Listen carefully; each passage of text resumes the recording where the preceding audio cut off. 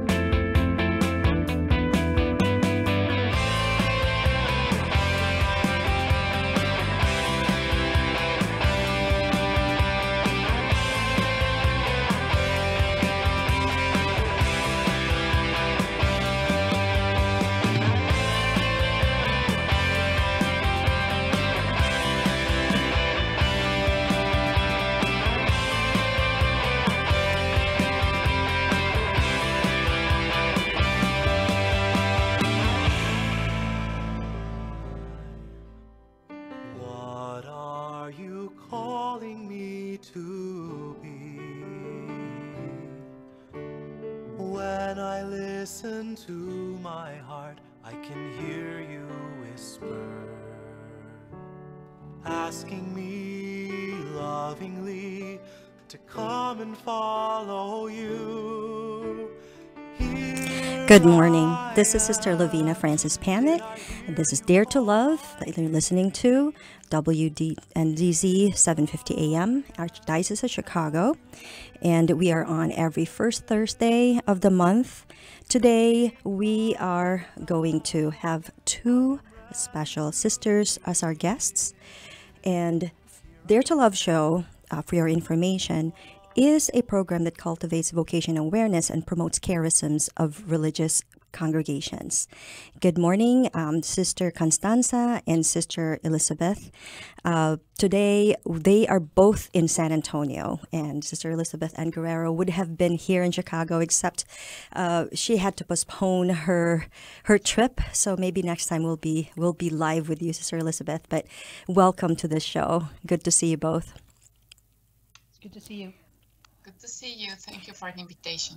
So for today, we are actually going to be featuring two wonderful programs. And the first one that we will be going to feature is the Weaving Folk Cultures, and the second one will be AHLMA, which is both of them being emergent movements in religious life today.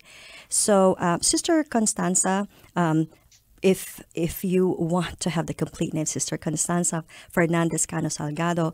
And, I tried to look for FSPS. So maybe you could go ahead and try to explain all that first, and then we're going to have Sister Elizabeth Ann on the second part of the show. So, Sister Constanza, you're on first. Well, FSPS means Daughter of the Holy Spirit in Latin.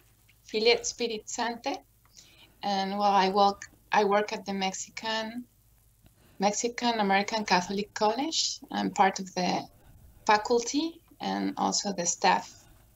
And I am here. I have been working in a project called Weaving Cultures, Entrelazando Culturas, but at that time I worked as partner with Sister Elizabeth.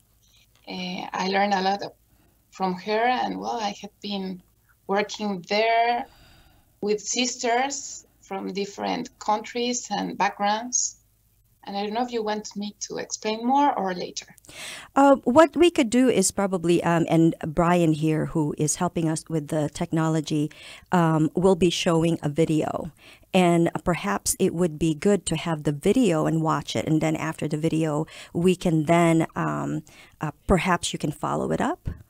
So we'll show the video first, and then you can follow up more with Weaving Cultures or Entrelazando Culturas.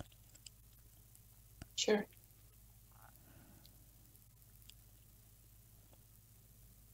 Weaving Cultures, Entrelazando Culturas, is a program offered by MAC, the Mexican American Catholic College. The program started as an initiative of the GHR Foundation in partnership with MAC, and was designed to build and strengthen intercultural competencies among women religious. The program provided an educational and formational focus-based experience, and additionally offered resources for interculturally responsive leadership and membership of religious congregations. The incorporation of presenters from various cultural backgrounds, different presentation and process styles, and 2 language groups gave a richness to the program. Program content was presented in 2 languages, English and Spanish. The last part of our program was offered online because of COVID-19, and this fact helped us to develop a new training proposal based on 2 intercultural assessment tools, which we initially offered to the sisters who participated in the first cohort. MAC is currently continuing to offer the Weaving Cultures Entrelazando Culturas program by opening its horizons, providing this program in a new modality not only to women religious but also to priests, leaders in pastoral ministry, young adults, religious men, seminarians, and lay people who are interested in growing in intercultural competencies. We are offering an intercultural assessment training workshop that includes a review of pertinent topics in intercultural competencies, a description of the stages of intercultural sensitivity, a presentation of 2 newly developed intercultural assessment tools. The first assessment tool is designed to identify the general cultural identities of individual members, and the second assessment tool attempts to establish the stage of intercultural sensitivity an individual is at. These are not tests to verify suitability for any kind of ministry, religious, or priesthood life, but rather to identify the areas in which each person needs to grow in terms of intercultural competencies. Such efforts might be very useful for vocation directors, formation directors, leadership teams of religious congregations, and leaders in pastoral ministry. And lastly, training to interpret the evaluations and possible tools for increasing intercultural competencies.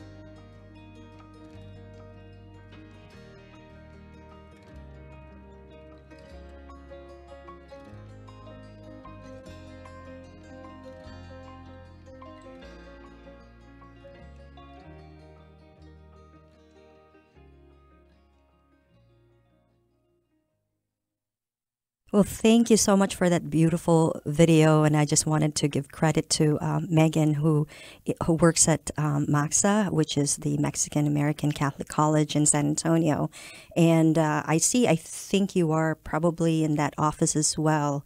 I think of MAC as one of the familia because I think it was in 2017 that I was there for a whole month to take Spanish. And that whole family is just so welcoming, and I have fond memories.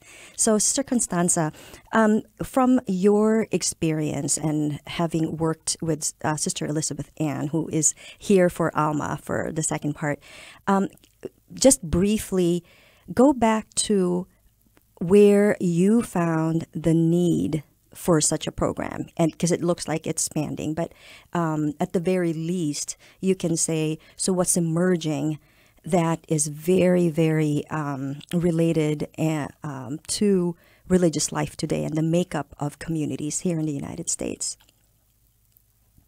Oh, yes. Well, I think that the heart of this project started when many communities, international ones, face the challenge of welcoming new vocations from diverse cultures and backgrounds. And often both the incoming sisters and the receiving sisters are not prepared for this intercultural life.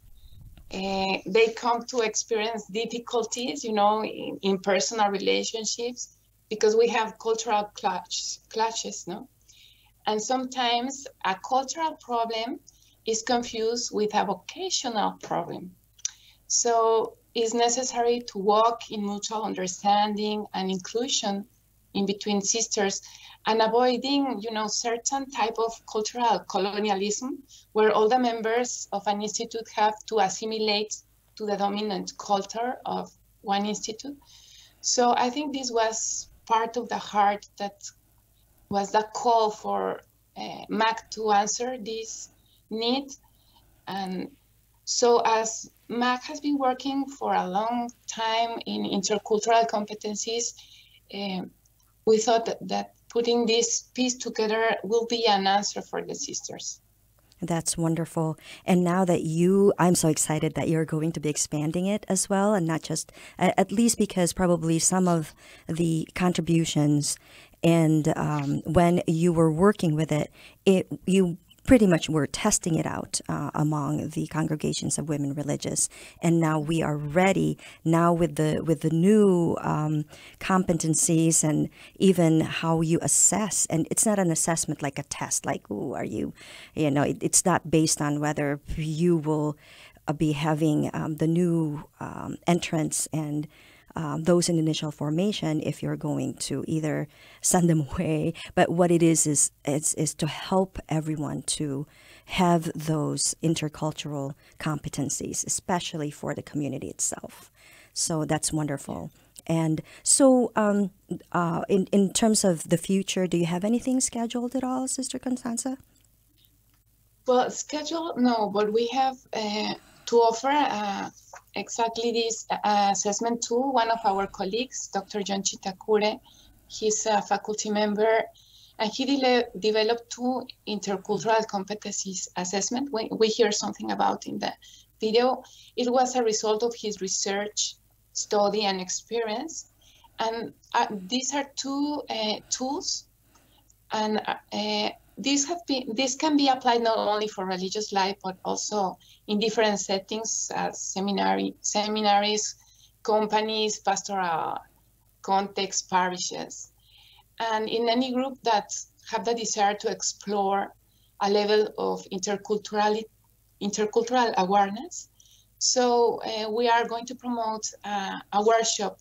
We are going to offer some training for using these these assessment tools, and we will apply them. Well, first we're going to give some content for this assessment tool to understand what does it mean to be intercultural, and then to teach how to use the assessments. That is so wonderful. Yeah. To apply them. And the important piece is also to know that this is not to identify if a person has a vocation. That's is right. Capable, for having a vocation, but to identify a person's degree of intercultural openness. So that will be our so much offer. needed in the world today. Thank you, Sister Constanza. There's no way that we can cover everything that you can provide us with information. And I would like to follow up with you at some point to get these resources. And we're going to take a little break. And for the second half, we are going to welcome Sister Elizabeth Ann for AHLMA next.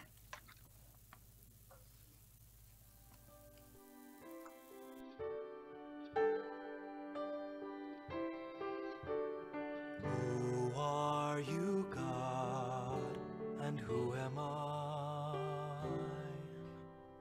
What are you calling me to be? When I listen to my heart, I can hear you whisper, asking me lovingly to come and follow you. Here I am. Did I hear you call my name? Here I am, as you will.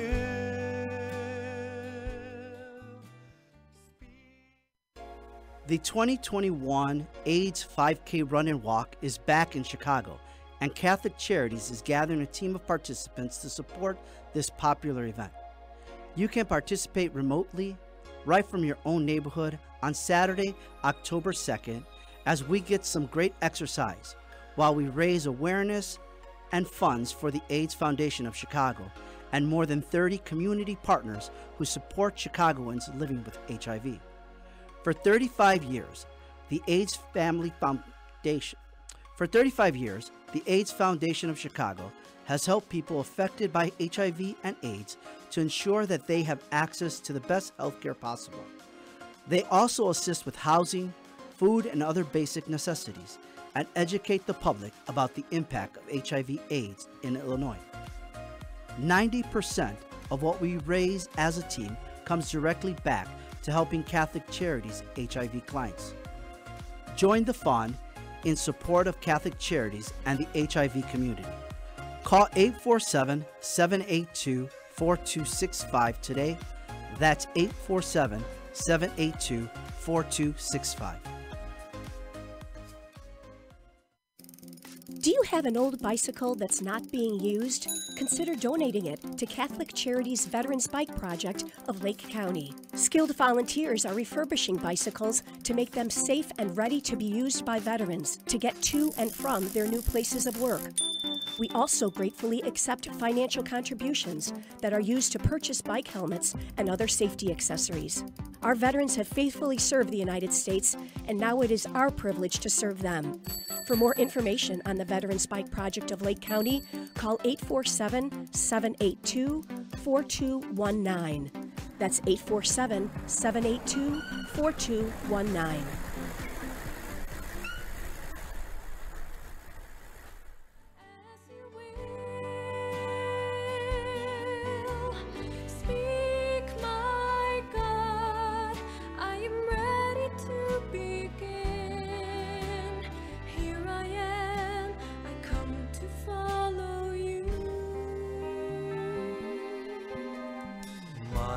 Sings of the love that I found in you, a love that dwells in all of your creation. And we are back to Dare to Love. This is Sister Lavina Francis Pamet. I'm a Franciscan sister to Sacred Heart, and today we have two guests, Sister Constanza, that we were speaking with before, coordinator of Weaving Cultures, Entrelazando Culturas. And now, after the break, we would like to introduce Sister Elizabeth Ann Guerrero. We've had her before in the show when she was still co-coordinator for Weaving Cultures. Welcome, Sister Elizabeth Ann. And now you are the executive director of AHLMA, which in Spanish is Asociación de Hermanas Latinas Misioneras en America, Inc. And then in English, that would be the Association of Hispanic Religious in the United States, or AHLMA. And it was established back in 2008. Is that correct, Sister Elizabeth Ann? Well, yes, correct. It was originally AHLMA. It has since changed its name to AHLMA. There really is no direct translation of that, but it's primarily it's an association of Latin American and U.S. Latina sisters who are in mission here in the United States. But that name was changed in 2017. That's right. And I really like the name because AHLMA, without the H, AHLMA, A-L-M-A, means soul. So when I heard that, and of course, Sister Joan McGlinchey, our very own vicar for religious here in the Archdiocese of Chicago, was very much in part of the foundation and finally found a home in San Antonio. So we have actually some photos as well as videos. And so I just wanted to quickly check with you, Sister Elizabeth Ann, would you like us to show the video first, or do you want to just introduce what this is about and then show some of the photos and videos? Well, let me just go ahead and introduce a little bit of that, a little bit about what AHLMA is. The video actually is more of an anthem, if you will. And it was actually penned and co-written by Sister Constanza and her sister of the same community, Sister Mercedes Casas, who is very famous worldwide, not as a musician, but just as a wonderful consecrated woman. She's now in Rome. Yes, and she was one of your speakers, correct? And also a speaker at the Leadership of Women women's leaders LCWR conference. Absolutely. Yes, and I believe that was the very first time they actually had a keynote entirely in Spanish. yes. So so this goes to show what AHLMA and what Weaving Cultures is talking about, not just about Spanish, but about maybe creating a different table where different languages and different cultures can share that space and work together, kind of this global sisterhood. So yeah, maybe that at the end you can play some of that anthem. It's a beautiful, beautiful anthem. Well, let me just, if I can, just talk a little bit about AHLMA. As you mentioned, it started in way back in 2007. Basically our mission is to accompany religious sisters. We do focus on Latin American sisters who come here to the United States. We accompany sisters. We're basically a network of support to accompany them, to empower Latinas as they become better skilled, so to speak, to not only just enter their own and deepen their own consecrated lives, but also as they gain their skills, they'll be better able to minister here in the United States and contribute to society in the United States. As you mentioned, Sister Joan McClinchy was a great part of that beginning, along with Sister Ana Gabriela Castro, who's a Guadalupe missionary sister of the Sacred Heart. Sister Joan McClinchy is still very much involved. She is still part of our board, and I call her often to get some insights and some motivation, so to speak. Let me just talk a little bit about some of our updates. AHLMA itself is actually, we partner a lot, and as many other organizations and congregations, that seems to be the way of the future. So we are partnering in helping to develop programs. We are working with MAC, as Sister Constanza mentioned. I'm actually just one building over from where she is right now. They help us greatly. We have great support from the NRVC, the National Religious Vocation Conference, in conversations with their director, with Sister Debbie, in opening programs and offering them to some of our sisters. With the Religious Formation Conference, also looking at how can we expand what they already have, and maybe can include other cultures and other languages in there, maybe co-sponsoring some bilingual webinars or something like that. Working with LCWR and CMSWR, because our sisters, they're here, but their leadership isn't here in the country necessarily. So they don't belong to either conference. So it's up to people like Constanza or me to be bridges to help supply information and support, so they can be connected to services here in the United States. So it's very much basically advocacy for those who may not have or are they solely those without their leadership here in the United States? Is that what AHLMA is for? No, not necessarily. Actually, as you know, all cultures, Hispanic culture is not, monocultural, right? Mm-hmm. It's multicultural, even within the Hispanic culture. As I'm sure you can talk about your own culture that way. AHLMA was originally focused for sisters who were missioned to the United States. So not most of the times their leadership is in another country, Mexico or South America or the Caribbean. Sometimes, though, we have found over the years that as sisters come, some have come, have only been here a couple of years, some have been here 20, 30 years. Mm-hmm. And so now some of their leadership is here. And then also we've expanded to include folks like me who are born here in the United States and their congregations are here in the United States, but still feel that need or that call to share a space with other sisters of a similar background. Like, for instance, me and Constanza, we're both Hispanic, but we come from totally different cultures. We argue all the time because we have totally different lenses, but we still need that space, or we still crave that space to be connected somehow. So yes, our membership, our sisters who emigrate here from other countries recently or have been here for several years, and then also sisters who are born and raised here, for multiple generations, but still seek some kind of connection. And as far as the advocacy piece, yes, there is advocacy. There's also spiritual formation. There is leadership development. There is capacity building for them so that they can learn to use services that are all around them. Like I mentioned, many of us can just be all about ministry because there is such a great need to be all about ministry, and we forget that we can partner with other people, with other organizations, and enrich each other. They enrich us, and we enrich them. So that is something that we try to model and also teach.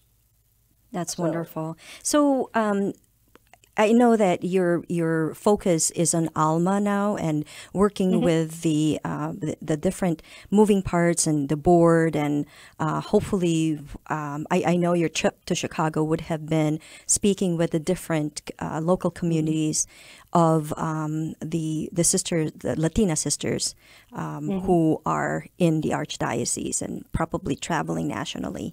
And of course, you're still pretty much in San Antonio and probably still working with Sister Constanza.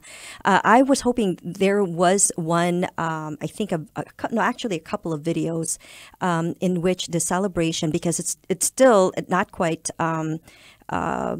I think finished in terms of collaborating together for all Latina, Hermanas Latinas. And there was a video, I think it was either you or probably Sister Constanza sent me something for Christmas. So I'm hoping that at some point we will be able to feature it. Perhaps not for Dare to Love, but I believe it's on YouTube, so I'm going to have to search for it, and it would be perfect for Christmas. And for AHLMA, hopefully you don't stop creating those resources that we will be able to use, because being in vocation ministry right now, those are the kind of things that we need to offer to the world. And even with Sister Constanza, and Sister Constanza, you're still there, right? I hope we haven't lost our connection with you. Thank you both so much. But maybe perhaps from each one of you, Sister Constanza and Sister Elizabeth Ann, any last words, like maybe a simple phrase, either a blessing, a bendición, for anyone listening and who will be watching this on YouTube? Well, for me, really is really less of a blessing, but more of an announcement, is that no, we will not finish. We are planning our summer gathering here in San Antonio in June, at the end of June 2022. So with that, the blessing is that you are welcome. Welcome to come and join us and to create that space. So that's part of my ending message. We'll find more information on that on our website. Wonderful. And so that will be featured, but just if anyone wanted to contact you, Sister Elizabeth Ann, what is there a number we can call you, or? Sure. You can call directly to the AHLMA cell phone. Here, I have it with me, and that is 210-420-0908, or you can look us up online at AHLMA, AHLMA.org. Wonderful. And Sister Constanza, any last words from you? Yes, well, I have been thinking in this work that I was invited to start this project within cultures, and I have been really understanding that interculturality is at the very heart of the gospel, that it is an essential call for all of us that are Jesus followers.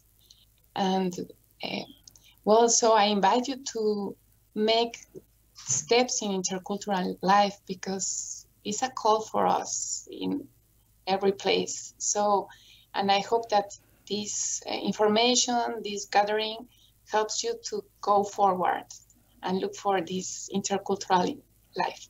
Well, thank you, sisters. Your work is so needed in the world today. May God bless you and your work. And I know for Weaving Cultures, I remain your servant, and I thank you for having me join you in those wisdom circles and learning as well as spreading that word of God and that relationship that is so needed in the world today. Thank you both so much for joining me. This is Dare to Love. This is Sister Lavina.